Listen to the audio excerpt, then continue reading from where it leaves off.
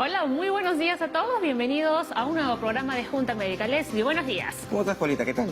Hoy día vienes de verde, porque tenemos acá temas esperanzadores como cómo manejar el Alzheimer en personas adultas mayores. Así es, vengo mimetizada aquí con nuestro entorno. Escenario, claro. ¿Se me ve o no me ves? Sí, te lo voy a ver, por supuesto que sí.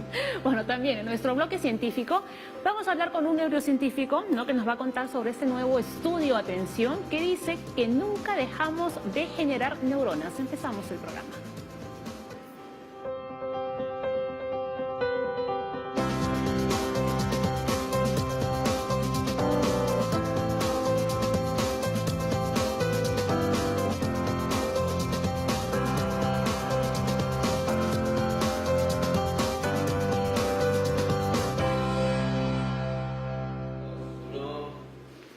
Arrancamos el programa, Leslie. Vamos a repasar rápidamente cuáles son nuestros temas del día. Ayer, ¿no?, vimos una noticia que nos sorprendió muchísimo y nos asustó.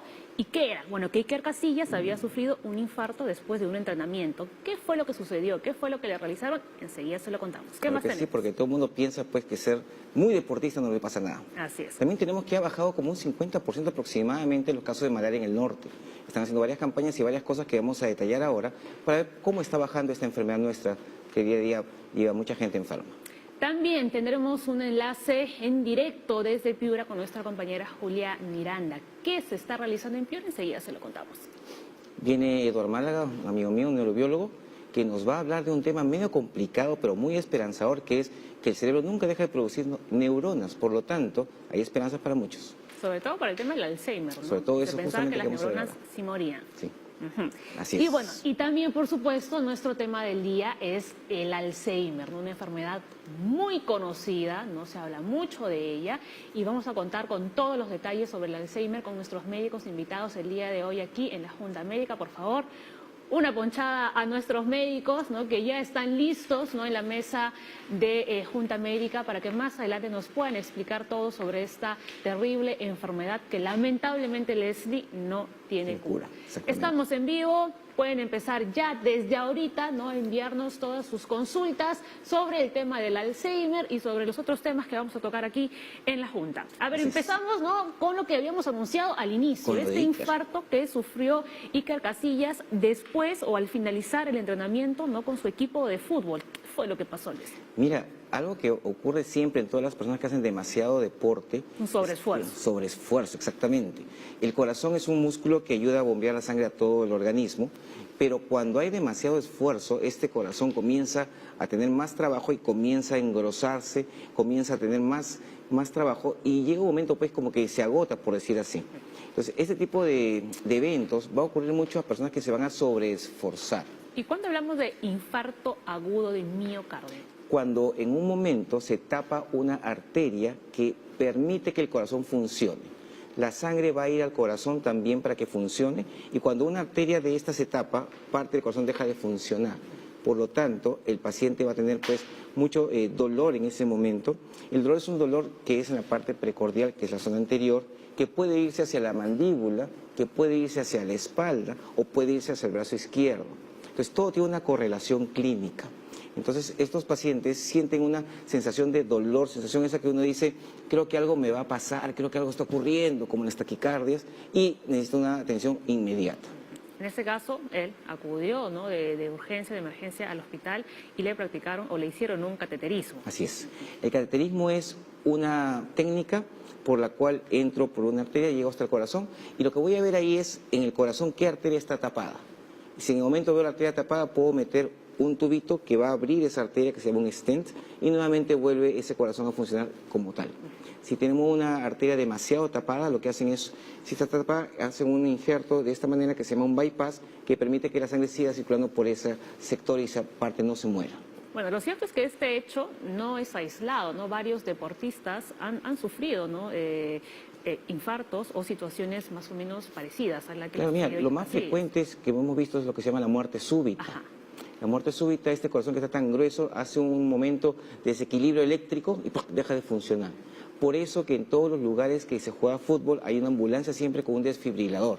Y quiere decir que este aparato le va a colocar nuevamente una carga eléctrica para volverle a generar la electricidad que normalmente produce. Y la pregunta que muchos se hicieron es, ¿pero cómo es posible de que a un deportista, ¿no?, que hace deporte, se cuida, come bien, come sano, y le suceda esto? Lo que pasa es el famoso sobreesfuerzo. Ahí, nuevamente, incidimos en eso. Claro que sí. Mira, viendo muchos estudios, hay un estudio alemán que menciona que si tú vas a hacer gimnasio, deportes, 2 veces por semana, va bien. Más de 2 a 4 veces puede tener un tipo de problema, pero más de 4 veces es el sobreesfuerzo. ¿Por qué? Porque la gente tiene ahora el famoso imagen de ser pues súper musculosos o súper delgadas. Estamos en la moda fitness ahora. La moda fitness, pero demasiado extremo. Y me gustó una frase que leí ayer que decía, tú ves a un león en el desierto y no es un león musculoso. O sea, no es la imagen de la persona. La idea es estar pues en su condición exacta, con un peso exacto, y si va a hacer mucho esfuerzo, tiene que ser con alguien que te guíe. O sea, si yo voy al gimnasio toda la semana, debo tener un instructor que me diga qué hacer, cómo hacer y cuánto hacer para evitar ese sobreesfuerzo. Muy bien. Bueno, la buena noticia es que Iker Casillas está mejor. fuera de peligro, una ya foto. se está recuperando, ¿no? Incluso ayer ya había posteado una foto, ¿no?, con Sara Carbonero, sí. que es su novia, ¿no?, tranquilizando a sí, todos los su fans. cama del hospital haciendo así, estoy bien. Pero habían leído también que las recomendaciones que le habían dado era que mejor ya se retirase ya de Sí, del porque fútbol, la idea es que hace mucho esfuerzo físico. Entonces la idea es que si yo tengo ya un corazón que está medio debilitado, hay que hacer una rehabilitación cardíaca.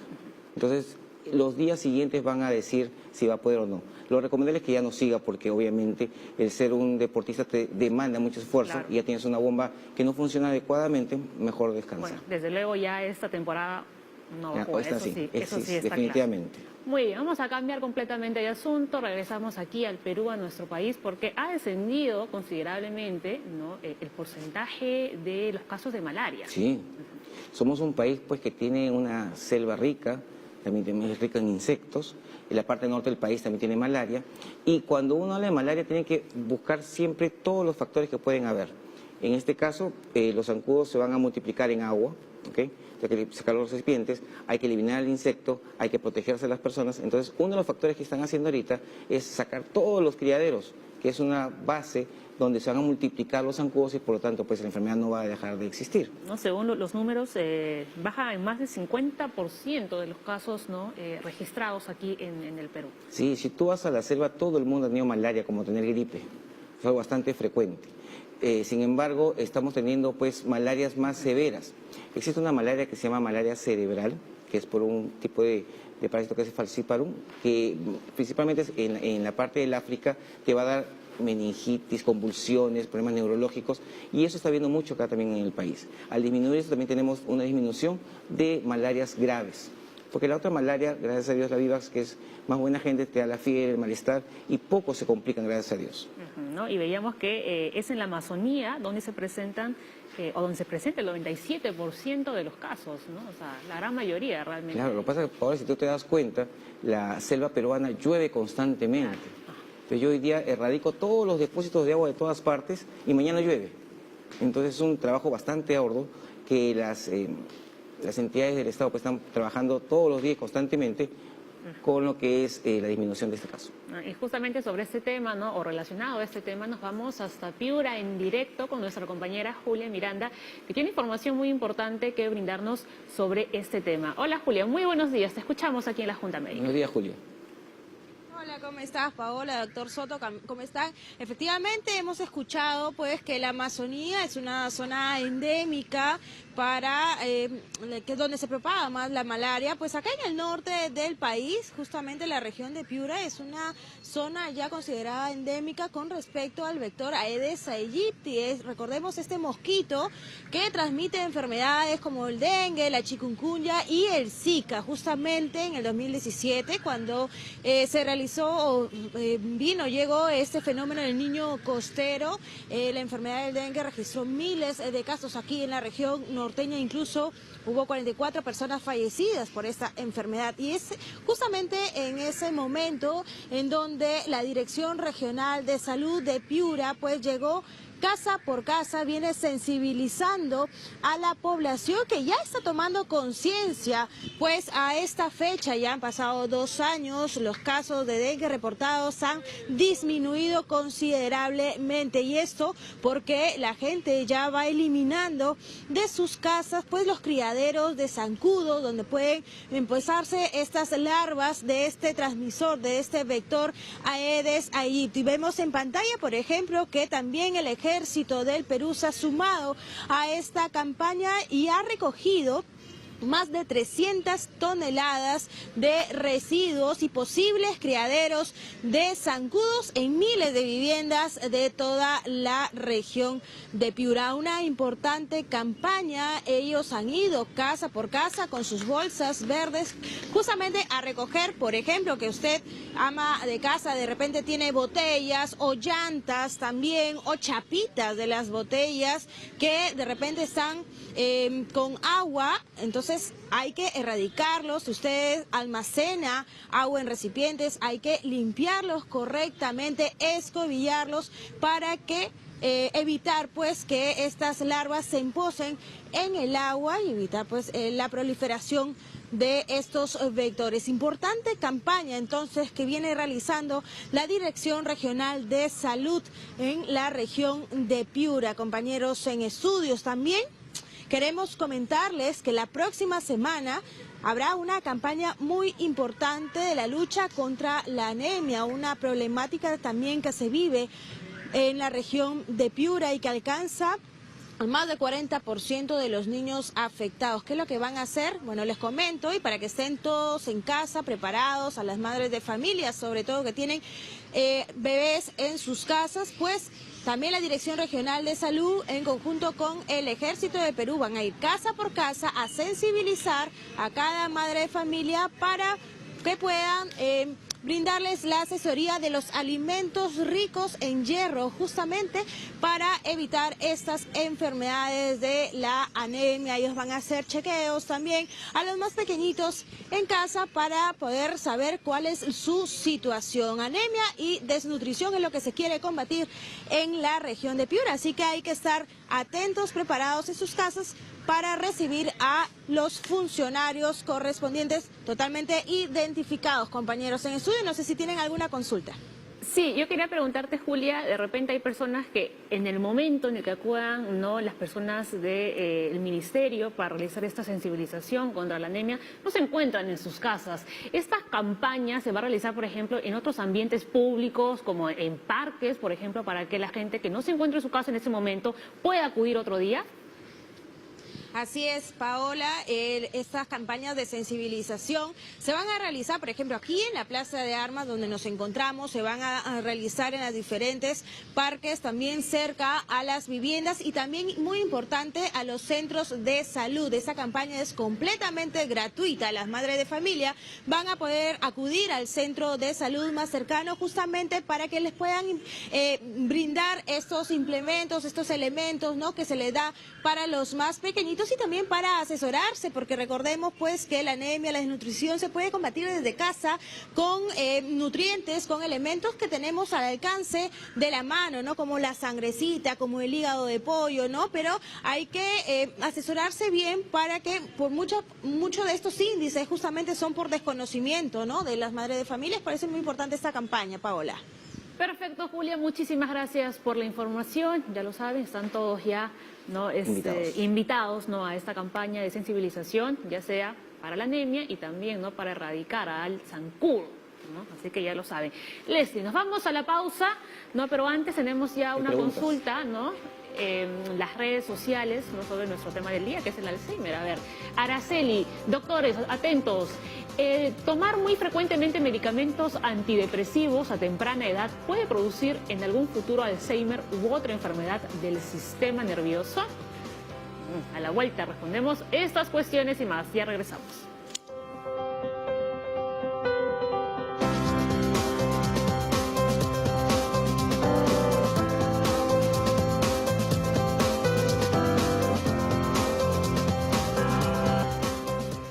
Estamos de vuelta aquí en la Junta Médica. Vamos a hablar sobre el Alzheimer. A ver, ¿qué es esta enfermedad? ¿De qué se trata? El Alzheimer es el tipo de demencia más común. Es una enfermedad neurodegenerativa que destruye funciones mentales importantes y está presente en una persona mucho antes, esto es importante, de que aparezcan los síntomas. Para saber más sobre esa terrible enfermedad, nos hemos invitado nuevamente al doctor Miguel Villavicencio, neurólogo del Hospital 2 de Mayo del Ministerio de Salud, y también a Lourdes Doroteo, geriatra del Hospital Guillermo Almenara de Salud.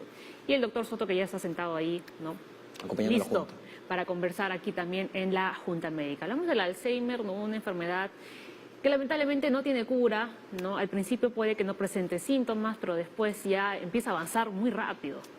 Cuando hablamos de Alzheimer, a veces, como todas las enfermedades, buscamos siempre que algo lo produzca, sí, buscamos las causas. Cortamos eso y algo lo va a curar. Entonces, con demencias eso no pasa. Para empezar, es una demencia. Hablar de demencia es una enfermedad degenerativa asociada netamente a la edad. El factor de riesgo es la edad. Hoy en día la gente vive más. Por lo tanto, hay más riesgo de tener esto. Se dice de por encima de 65 años, de 9 pacientes, 1 ya tiene Alzheimer. Y por encima de 80 años, 1 de 3 ya tiene Alzheimer. Por lo tanto, la edad es un factor de riesgo importante asociado a la carga genética. Entonces, hablamos básicamente de dos factores importantes para hablar de demencia. La demencia como tal es, como ya lo mencioné, la pérdida de funciones ya aprendidas, lenguaje, comprensión, memoria, cálculo, praxia, hay un montón de funciones que te hacen, de per se, te hacen desenvolverte. En la demencia pasa eso, se pierde progresivamente. De todo ello, la memoria. Doctor, ¿es lo mismo demencia senil que Alzheimer? Bueno, hay que informar, es importante. Demencia senil era el término que usaban antiguamente. Hoy en día, demencia senil como tal, hay que hablar con los colegas que el término no hay que usarlo mucho porque no está bueno. Hablamos de deterioro cognitivo leve, o sea, disminución en las funciones de aprendizaje y memoria en aquella persona de repente que pueda tener predisposición. Por lo tanto, demencia senil no es un término médico y hoy en día no se usa tanto. Hablamos mucho de deterioro cognitivo leve. Entonces, como iba mencionando, la demencia tipo Alzheimer es la alteración o la pérdida progresiva de estas funciones que ya habían aprendido, pero que condiciona algo, ¿sí? Alteración de la vida diaria del paciente. Es un dato importante. Muchas personas podrían tener 65, 70 años, se pueden olvidar ciertas cosas, pero se desenvuelven muy bien en casa, hacen sus actividades de la vida diaria, salen en la mañana, realizan muchas cosas, pero no los incapacita. Entonces, Decimos que son los olvidos propios de la edad. Por la edad. Hay un olvido que es patológico y hay un olvido que es propiamente del envejecimiento. Entonces, hay que entender, olvidar es parte de la memoria. Olvidamos lo que de repente no usamos con frecuencia. Olvidamos lo que de repente, información que no nos va a ser útil en un tiempo muy frecuente. Es parte de aprender. Pero si el olvido es patológico o te dificulta realizar tus actividades, te genera problemas en casa, sales a la calle y te olvidas, te desorientas por momentos, eso es patológico. Lourdes. Hola. Buenos días a todos, gracias por la invitación. Como ha dicho mi colega, el Alzheimer es una enfermedad neurodegenerativa, es crónica, es irreversible. Normalmente nosotros vamos a tener estos problemas de memoria, no podemos hablar de una demencia de un día para otro, en forma brusca. Va a ser de instalación, ¿no? Muy silenciosa e incluso no nos vamos a dar cuenta ni el paciente ni el cuidador. La queja tiene que ser por más de 6 meses para que nosotros podamos ya ir pensando en que esto puede ser una demencia. Lo importante, como se dice, es que esta alteración de la memoria va a alterar la independencia para las actividades de la vida diaria, ¿no? Las actividades de la vida diaria, como ser independiente, poder comer, bañarse, ¿no? Ir al baño, tantas actividades que lo hace, tanto básicas como instrumentales. Ir al banco, usar el transporte público. Entonces, estas personas, estos olvidos le afectan su independencia. Es importante también conocer que muchas veces estos olvidos, ¿no? Van a venir por otras molestias que no necesariamente tienen que ver con la memoria, como es entre ellos la apatía. Es decir, el paciente va a tener una sintomatología de no querer hacer nada, de no relacionarse con el entorno como si no le importara. Entonces tenemos hay veces algunas molestias que nosotros debemos tomar en consideración y no necesariamente va a comenzar con pérdida de memoria. Esto va a ser imperceptible, no lo va a notar el paciente ni los familiares. Otras veces va a venir precedida por síntomas depresivos, ¿no? Entonces es importante y hay una relación entre esta pérdida de la memoria y la depresión muy estrecha. Leslie. Sí, mira, todos estos cambios que van habiendo en el adulto mayor no solamente va a ser Alzheimer. Por lo tanto, los cambios que podemos ver en nuestros papás, nuestros abuelos, que son fuera de lo normal, tenemos que buscar ayuda profesional, ¿no? Porque cada diferente tipo de Alzheimer, de demencias, como el Alzheimer, una demencia vascular, tienen diferentes orígenes, diferentes tratamientos, diferentes formas de manejarlos, porque desafortunadamente el adulto mayor también es una persona que requiere mucho cuidado aparte, y ahora con una demencia mucho más, ¿no? Claro. Esa es la idea. Pero justamente como esta enfermedad al inicio no presenta síntomas muy evidentes, pasa desapercibida, ¿no? Y cuando de repente ya acudimos al médico, ¿no? Con nuestro abuelo, con nuestro papá, ya ha avanzado, ¿no? Entonces, digamos que si se hubiese visto desde un inicio, se hubiese podido, digamos, corregir para que no siga avanzando tan drásticamente, ¿no? Pero hay señales de aviso, Sí. ¿no? A ver, ¿cuáles son las? Hay unos señales de aviso que nos van a decir o van a ayudarnos a poder ir más tempranamente al médico, como que la memoria comienza a fallar, cambios en el carácter y la personalidad, pasividad y retraimiento, solucionar problemas sencillos se tornan muy complicados. Como el adulto mayor es una persona que está sentadito y no fastidia, entre comillas, no le hacen caso, ¿no? O sea, no le dan agua porque no te pide agua y hay que hidratarlos. Como no hace ninguna actividad, está tranquilito, pero está perdiendo varias cosas internamente. Hay problemas para leer o comprender imágenes visuales, incapacidad de resolver operaciones aritméticas sencillas. Todas estas capacidades que son la parte cognitiva se va aprendiendo poco a poco. Resulta complejo seguir una conversación, problemas de atención y orientación y deterioro en la capacidad de movimiento o al caminar, ¿no? Ese movimiento más tosco, más bruscos, ya no está caminando. Entonces, cada uno de estos avisos nos está diciendo pues, que algo está pasando. Efectivamente, los datos que mencionó el doctor son importantes. A veces pasa lo siguiente y es de repente durante la consulta es muy frecuente. Y eso lo hacían hincapié muchos clínicos que ven mucho Alzheimer, en el contexto de que si el paciente se percata, tiene más de 65 años, se percata que ciertamente está notando olvidos, se olvidó de cerrar bien la puerta o se dejó la hornilla prendida y después comienzan a recuperar, él viene a la consulta, la probabilidad de que esa persona tenga Alzheimer es casi baja. Hablamos de deterioro cognitivo, como hace un rato mencionamos con la doctora. Deterioro cognitivo leve es esa pérdida parcial de eventos básicamente de la vida diaria, ¿no? Pero, ¿qué sucede? Aquella persona que lo traen, los familiares, lo trae el sobrino, lo trae la hija, te cuenta un sinfín de problemas, se desorientó, se pierde en la calle, problemas para ir al mercado, cambio de monedas y ha generado problemas para ella misma. Ella te relata, la familiar te relata, pero cuando confrontas al paciente, el paciente es ajeno al problema. Es un dato y un tip crucial. Pasa lo siguiente también. Pero porque el paciente no se da cuenta o no quiere admitir. No, ahí es justamente la entrevista es importante. Él omite, se olvidó que sucedió. Sí. Así es. Entonces, pasa también de que uno se levanta, está yendo a la cocina y ¿a qué fue la cocina? Y regresa. No, está buscando las llaves, no sabe dónde lo puso, pero al momento encuentra la llave y se acordó que está ahí. Entonces, esos eventos te dicen, bueno, me está dando Alzheimer, preferiblemente no pensar eso, simplemente son bloqueos mentales o problemas de atención, que puede ser por estrés, por mala noche y ese tipo de cosas que puede ver. Pero, si en algún curso de la vida el paciente por encima de 65 años, adulto mayor, se percata que nunca encontró de 10, 15 días, la monedita que él pensaba que lo había olvidado, ya lo perdió, lo encontró y no se acuerda cómo lo puso, cómo llegó ahí, es un dato que debía llamar mucho la atención. Hoy en día, como mencionaba la doctora, es muy frecuente ver esta enfermedad que es muy progresiva, es incapacitante y es crónica y pasa desapercibida. Puede venir como depresión. Hoy en día mencionamos mucho a los colegas que toda depresión en un paciente adulto mayor hay que tomarlo con pinzas. Sí.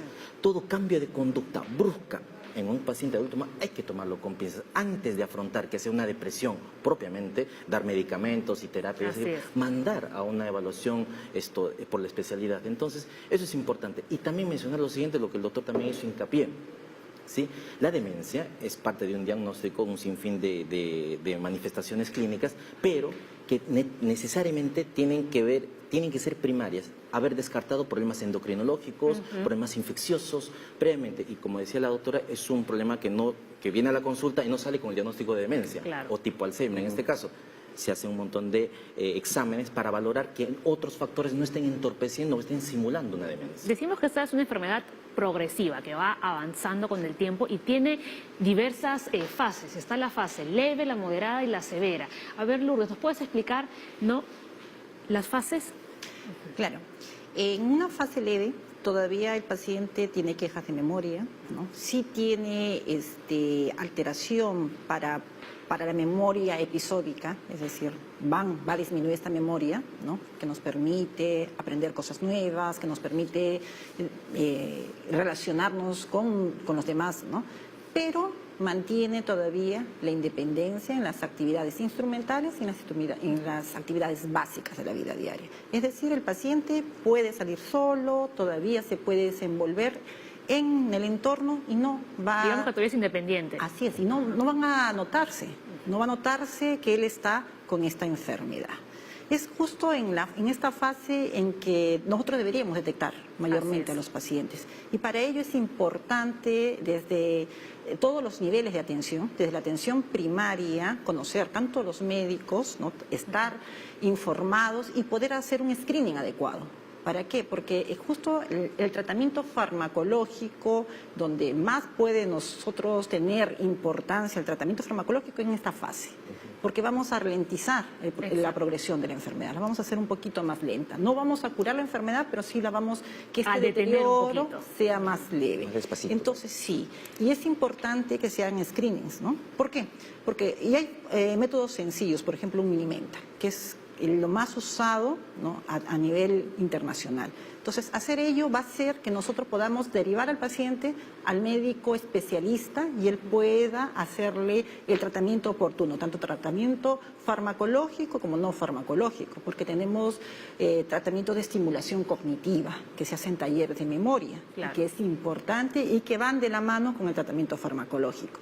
Después tenemos la etapa moderada. En la etapa moderada sí vamos a tener alteraciones ya de la praxia, del movimiento, del lenguaje y del sistema de interacción. El paciente ya va a tener problemas para las actividades instrumentales, es decir, para poder manejar su dinero, para poder ser independiente, para la movilización, para actividades complejas. Para ¿ya? conversar ahí también. Puede tener ya alteraciones en lenguaje, sí puede tener alteraciones, ¿no? Que va a hacer que, por ejemplo, no se recuerde algunas palabras, que no relacione adecuadamente. Y en las etapas severas ya nuestro paciente es dependiente para las actividades básicas. Va a necesitar el apoyo de un cuidador, ¿no? 24 horas del día. Sí, en nuestro medio es un familiar directo. ¿Para qué? Para ir al baño, para comer, para movilizarse, Vestirse, bañarse. para vestirse, bañarse, para todas las actividades básicas, ¿no? Entonces es importante, ¿no? Que reconozcamos estas fases, pero más que nada que hagamos el diagnóstico oportuno, tempranamente. Rápidamente, yo entiendo que cada paciente no es un mundo Muy ¿no? diferente, pero más o menos entre fase y fase, ¿cuántos años pasan? A ver, con respecto a la evolución de la enfermedad, hay pacientes, si hay predisposición familiar, se dice, por ejemplo, hay Alzheimer de inicio temprano y de inicio tardío. Así es. Hablamos de inicio tardío cuando estos cambios se presentan por encima de los 65 años. Cuando pasa eso, se dice que estas etapas pueden ser tan lentas que en 10 años podríamos ver una etapa básicamente severa. Y hablamos de etapa severa, un paciente postrado, como mencionó la otra, postrado, con mucha limitación, ¿no? Y dependiente de un cuidador.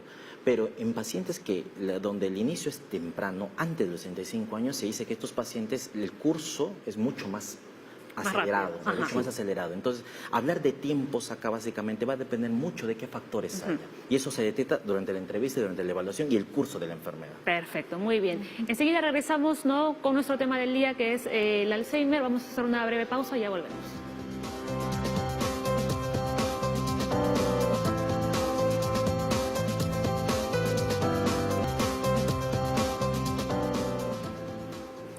Leslie.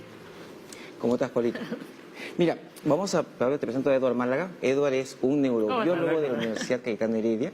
Ha hecho un taller un centro de neurobiología aquí en el Perú. Y nos va a hablar sobre lo que es el manejo de ciertas especies que ya está trabajando para ver cómo las neuronas van funcionando, cómo está viendo esto de que las neuronas pueden seguir viviendo más adelante, porque hasta ahorita sabemos que las personas tenemos cierta cantidad de neuronas, se supone que los agentes externos van a ir matándolas y que no se pueden regenerar, pero Edward nos viene a traer la gran noticia que sí se pueden regenerar. ¿O qué pasa? Cuéntanos. Pues en todo caso que continuamos, ¿no?, generando neuronas durante toda nuestra vida. Exacto. Bueno, no es un descubrimiento mío, hay que aclarar esto. Es un paper, un artículo que se ha publicado hace unos meses, hace un mes, muy recientemente, una investigadora española que encontró que efectivamente seguimos produciendo neuronas nuevas. ¿Y cuál es la base de este debate? Es una controversia ya continua, hace muchas décadas. Se debate si es que realmente producimos neuronas hasta la vejez o terminamos de producirlas cuando el cerebro ya se formó en la adolescencia. Y mucha gente ha argumentado a favor de que, bueno, los humanos ya no producimos neuronas. Es más, sabemos que si tenemos un daño cerebral, un accidente, por ejemplo, ya no nos regeneramos. Así es. ¿No? Entonces, ese es el problema médico, digamos.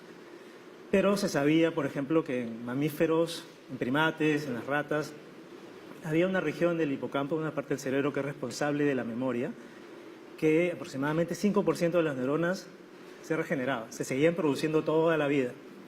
Entonces hay gente que encuentra resultados experimentales que respaldan esto, otros que lo contradicen, y así, y así. El año pasado salió otro artículo también en Nature Medicine en que se rebatía completamente la tesis de que había neuronas. No encontraron evidencia. Entonces se cerró el debate, no hay esperanza. Y ahora, un año después, sale este nuevo artículo donde con otras técnicas un poquito más sofisticadas, con mucho más cuidado, este grupo español de la Universidad Autónoma de Madrid ha encontrado que finalmente sí hay evidencia de que tenemos neuronas jóvenes recién formadas en el cerebro. Y lo interesante es que hicieron el estudio en un rango de edades bastante amplio, desde los 43 hasta los 97 años. Y hasta los 97 años, en cerebros de pacientes ya fallecidos, obviamente, encontraron evidencia de estas neuronas jóvenes. Entonces hay esperanza de que hay una posibilidad de que estas neuronas nos puedan ayudar a resolver algunos problemas. Como por ejemplo el tratamiento para el Alzheimer. Exactamente. Ahora, solo para terminar el tema del artículo, hay que tomar esto también con cuidado, ¿no? Porque habría que demostrar científicamente que esas neuronas son capaces de resolver algún problema, son capaces de llenar los vacíos. Claro, ¿Cuánto Dime. Tenemos que ver que esas neuronas son nuevas para poder seguir trabajando. Claro. ¿No? Pues deberían ser pluripotenciales, ¿no? O sea, deberían hacer todo. Esa es parte del debate, ¿no? Llegas a un buen punto ahí, porque ¿cómo se identifica que hay neuronas nuevas en el cerebro? Hay unos métodos de tinción, le pones una tinta especial, un anticuerpo, que detecta solamente las nuevas. Entonces, cuando miras una sección del cerebro, vas a ver todas las neuronas y de repente 1, 2, 3, 4 rojitas que las vas contando.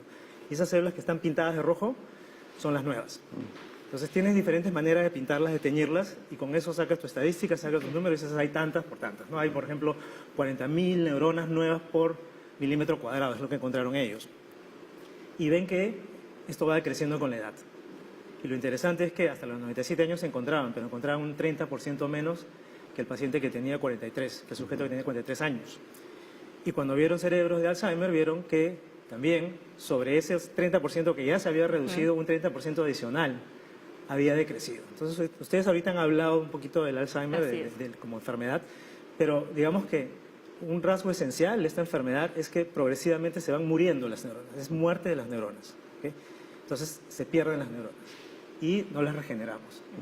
Entonces la pregunta es, si tenemos neuronas nuevas en este cerebro de 97 años, ¿por qué no bastó para recuperar la función cognitiva? Claro. Es decir, no es suficiente. Es alentador, pero no es suficiente. Tendría que descubrirse alguna manera de estimular este proceso para que las células generen más células nuevas. Y tendría que demostrarse que esas células nuevas pueden ejercer funciones cognitivas. Porque puedes tener células nuevas, pero están ahí. O depende del área, ¿no? Claro. Claro, que puedan revertir en todo caso. Que puedan solucionar el problema. Entonces, lo que tú decías también es un punto de crítica de ese artículo porque no se encontró los precursores de esas neuronas, es decir, las células madre. Cuando encuentras células que se están formando nuevas, debería haber un pool, un grupo de células madre que son la madre de eso, obviamente. Y eso no encontró este estudio. Entonces, hay críticas, ¿no?, a favor y en contra, pero digamos en contexto global yo creo que estamos de acuerdo en que es un paso adelante. Claro, ¿no? Porque las personas de a pie como yo se preguntarán, bueno, entonces, ¿en qué quedamos, no? ¿Sí o no?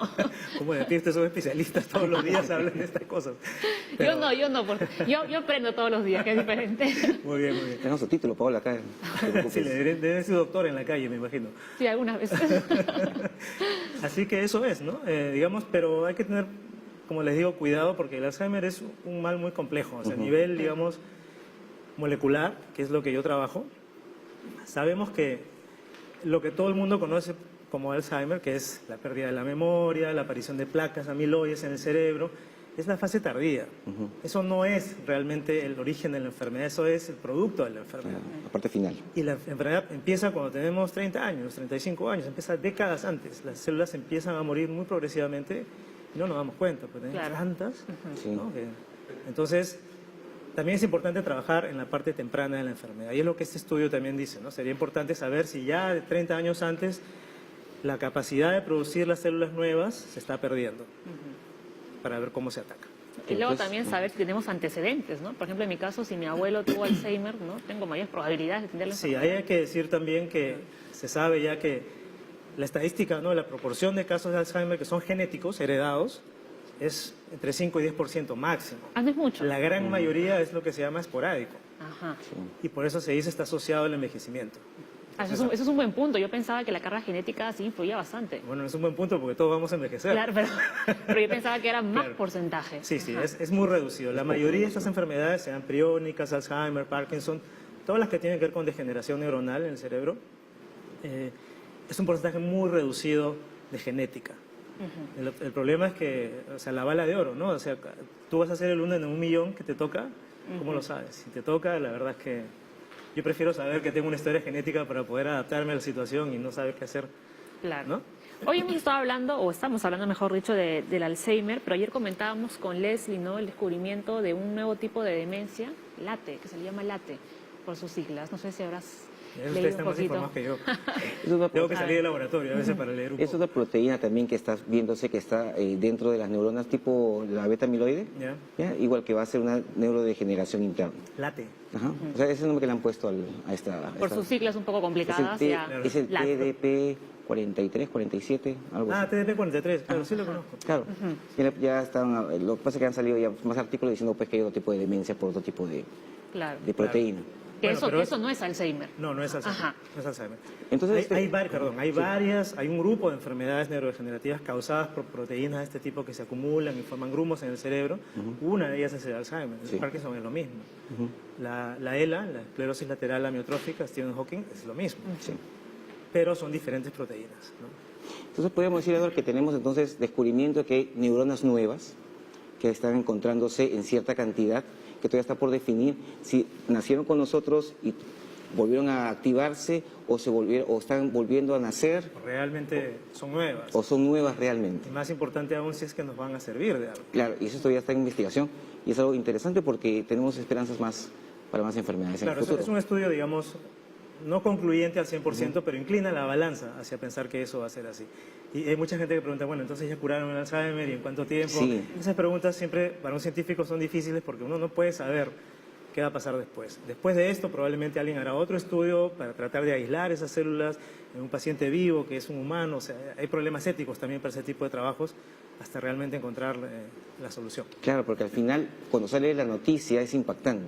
Claro. Pues acá estamos en Junta Médica para decirles a ustedes realmente cómo es la situación, porque está apareciendo evidencias de que hay neuronas nuevas, así que tenemos mucho futuro todavía por investigar. Claro que sí. O sea, básicamente estamos pinchando el globo. Estamos pinchando el globo. Un poquito. Sí, que no se reviente todavía, pero estamos pinchando el globo. Es correcto. Muy bien. Eduard Málaga, neurobiólogo del Departamento de Biología de la Universidad Cayetano Heredia, estuvo con nosotros el día de hoy aquí en Junta Médica, en nuestro bloque científico. Muchísimas gracias, Un Eduard. gusto, ustedes. un honor Haber estar estado contigo hoy. No, igualmente, yo veo este programa muy seguido. Yo no sabía que llego tarde al trabajo, pero lo veo muy seguido. Muy bien, Encantado. Eduard, muchísimas gracias. Nos vamos a la pausa, pero antes tenemos una consulta para los doctores sobre nuestro tema del día, que es el Alzheimer. A ver, la pregunta desde el Facebook. Lizeth dice, ¿el Alzheimer puede ser hereditario y a qué edad puede empezar? Doctores, al volver respondemos. Ya regresamos aquí en Junta Médica.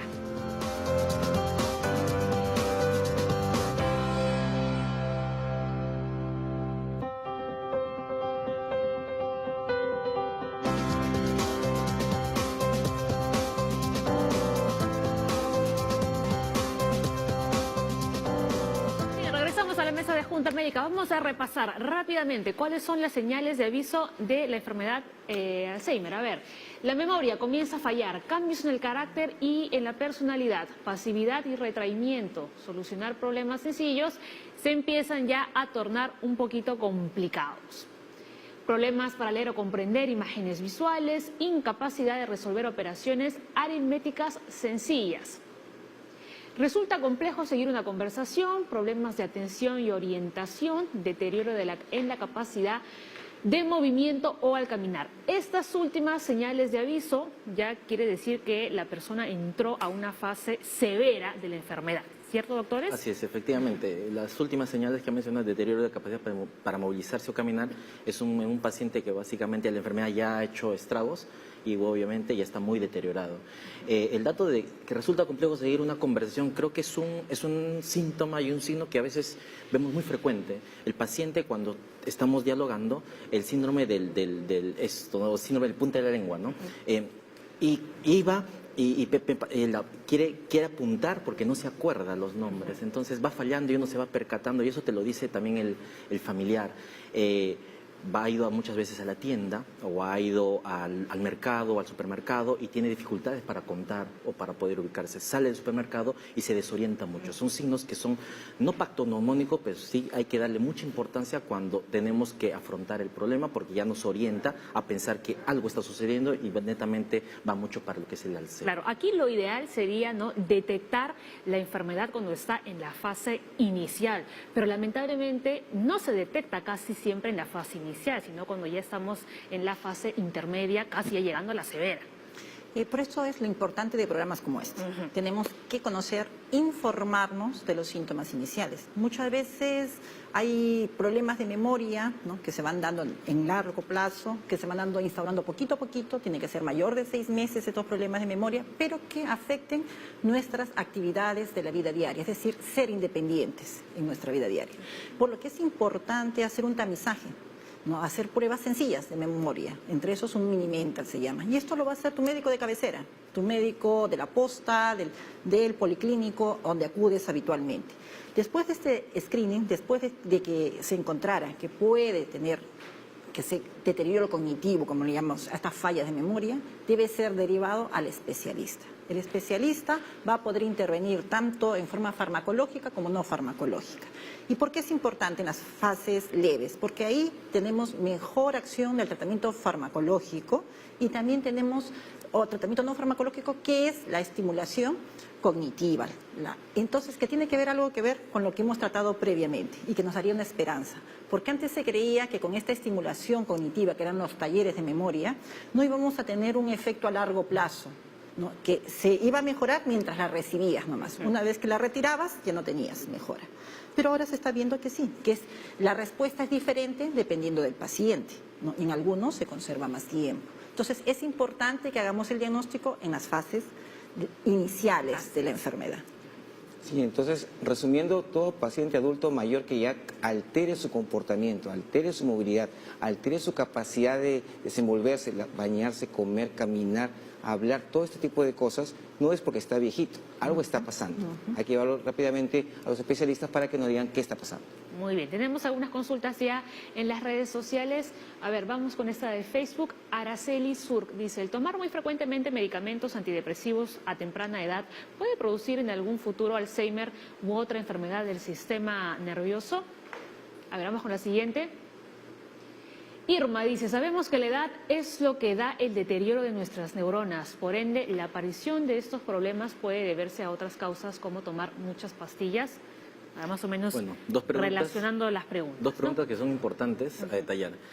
Tenemos la primera, una persona que usa muchos antidepresivos y el uso de antidepresivos a temprana edad estaría asociado básicamente a la pérdida de la memoria. No necesariamente. Hay que entender una situación. Toda persona que usa antidepresivos es porque tiene una indicación médica. Es más, hoy en día, como factor alejado, poco probable, se ha visto que el inicio de la depresión en edad temprana, en la juventud, o cuando es joven o joven adulto, se ha visto que estaría asociado a la aparición de cualquier tipo de demencia, ya sea Alzheimer o otro tipo de demencia. Y los antidepresivos podrían mejorar en el contexto de la enfermedad como tal, no de la demencia. Ahora, el uso de medicamentos, eso es importante. Hace un momento mencionábamos que la demencia no se hace el diagnóstico, va bien al consultorio, sale con el diagnóstico de demencia. Hay que ver qué otros factores estarían generando unas síntomas o signos asociados que puedan parecer demencia. Entonces, por eso, durante la evaluación clínica vemos si toma medicamentos, los corticoides, por ejemplo, podrían generar hasta cierto punto un falso síntoma de demencia. En un paciente con hipotiroidismo no lo detectamos, puede simular una demencia. Y la depresión es una manifestación que puede generar antiguamente decían que la pseudodemencia depresiva. Entonces hay que detectar qué factores podrían simular la demencia para, una vez descartados, de recién hablar de demencia. Lourdes. Es importante que consideremos que no debe haber automedicación. Eso tenemos que erradicarlo de nosotros. Y si nosotros tenemos una indicación médica, tenemos que recibir el tratamiento correspondiente. Es lo importante. No tengamos riesgo a recibir un antidepresivo, a recibir un fármaco que va a tener efecto en el sistema nervioso. Si tiene la indicación médica, se tiene que tomar, ¿no? Y no está relacionado. La demencia es multifactorial, ¿no? Entonces no es una sola causa y todavía no conocemos en sí la causa del Alzheimer, ¿no? Sabemos que está relacionado con algunas alteraciones a nivel proteico de nuestro sistema nervioso central, pero la causa todavía no estamos. Entonces yo creo que hay que poner de lado ese temor, ¿no? Salvo que sean automedicados. Ese es otro tema. En Facebook nos escribe Lisette y nos dice, ¿el Alzheimer puede ser hereditario? ¿Y a qué edad puede empezar? El Alzheimer, hace un rato mencionábamos que tiene un componente netamente genético y la edad. Entonces, el 80% está asociado mucho más a la edad y un porcentaje menor a la parte genética, sí. Como decía Eduardo, así es. de un 10 y un 15%. Totalmente cierto. Si hemos visto que el papá, mamá, abuelos han empezado con cambios de comportamiento y diagnóstico de demencia a temprana edad o después de una edad de 65 años, que es una edad prudente, entonces sí hay que estar cuidándose de ver factores que podrían entorpecer el inicio de la enfermedad. Vuelvo a repetir, es una enfermedad degenerativa, por lo tanto, la muerte de las neuronas hace que genere todo lo que hemos conversado hace un momento. Pero si el paciente es diabético, es hipertenso, puede hacer de que algo que no iba a pasar o iba a pasar a los 75, 85, empiece de manera muy temprana. Entonces, creo que es el mensaje que podremos dar en este punto, ¿no? Más consultas. Marco Silva, ¿el Alzheimer y el Parkinson tienen los mismos orígenes?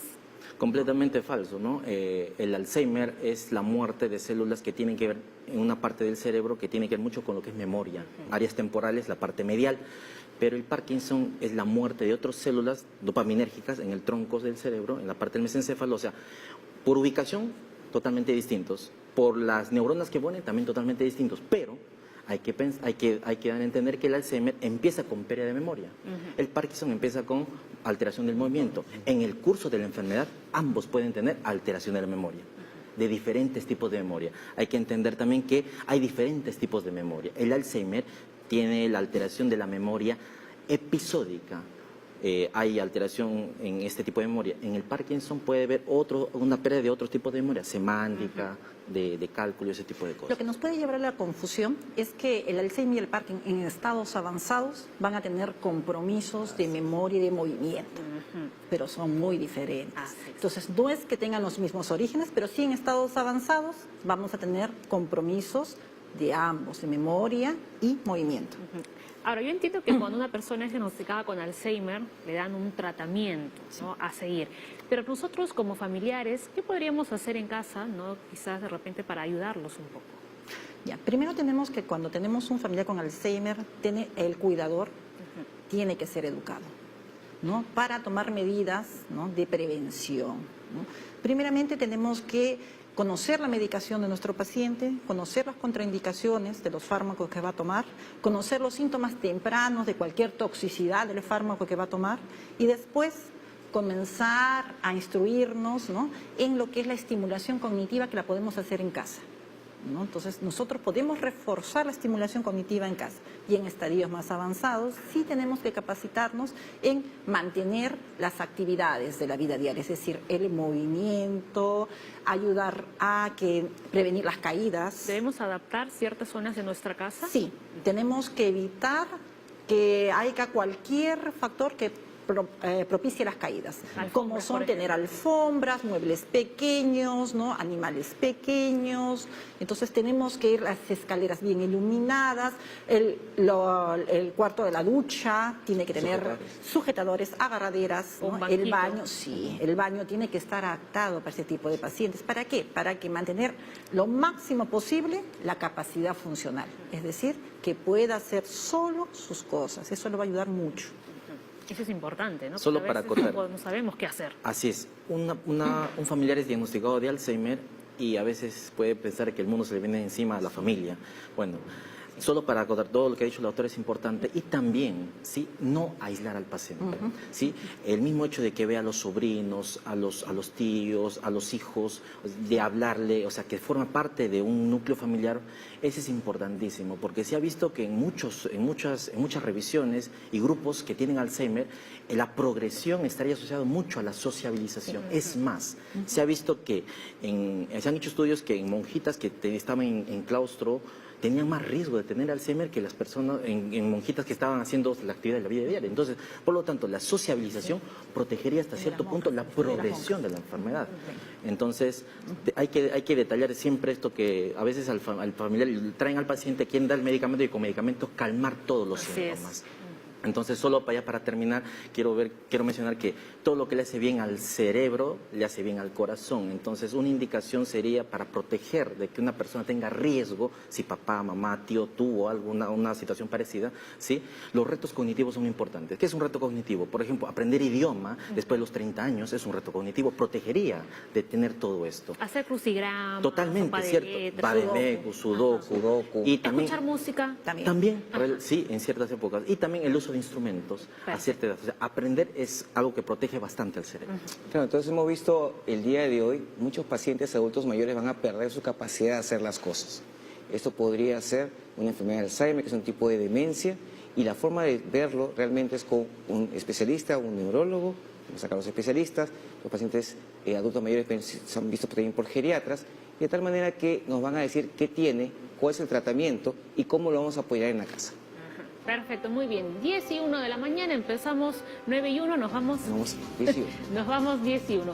Pueden ver el programa completo en YouTube también por si acaso. Mañana, viernes, ya lo saben, la salud mental siempre presente aquí en la Junta Médica. Que tengan todos un bonito día. Chao, chao. Chao.